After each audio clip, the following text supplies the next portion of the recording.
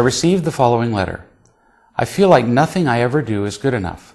My wife Lucy is always violently angry and takes it out on me by saying horrific things to me and saying them in front of our 8-year-old son Brian and in front of our friends. She has made me look like a fool for putting up with the abuse for so long." End quote. Obviously, Lucy is one very unhappy woman. She doesn't feel loved, and she's determined to attack and control everyone around her in an attempt to get morsels of power in her life. Controlling you and making you feel bad makes her feel good for moments at a time, but it doesn't last long, so she has to keep doing it. She's miserable, and I know it also has a terrible effect on you, on your marriage, and on your son. What she needs is to feel loved. If she felt loved enough, she wouldn't need to get violently angry and say horrific things to you. The question is, where will she get that love?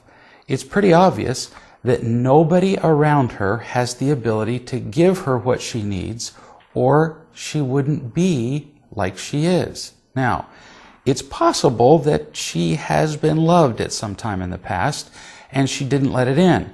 But the fact is that she's not getting what she needs. And the most likely candidate for loving her unconditionally would be someone who understood what real love was and someone who was interested in her well-being.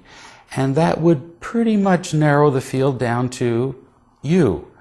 But you can't give her what you don't have. So you'll have to get real love from other people first.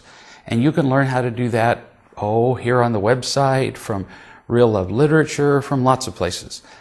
But now you're in an awkward position. Some people can learn how to find real love while they're in a relationship with a violently angry person, like your wife, but other people can't do that. Some people simply can't grow in their ability to feel loved while they're being assaulted by someone like your wife on a daily and in some cases hourly basis. This is not to blame her. She's just drowning and lashing out in an attempt to keep from feeling empty and afraid. But that still takes a toll on you, and only you can figure out what you can tolerate. You can read more about deciding whether to stay in a relationship in the book Real Love and Marriage. In the meantime, while you're finding real love for yourself, it's a virtual certainty that Lucy will continue to attack you, and you'll need to figure out how to respond to those attacks because of the negative effects they have on you and on your son, Brian.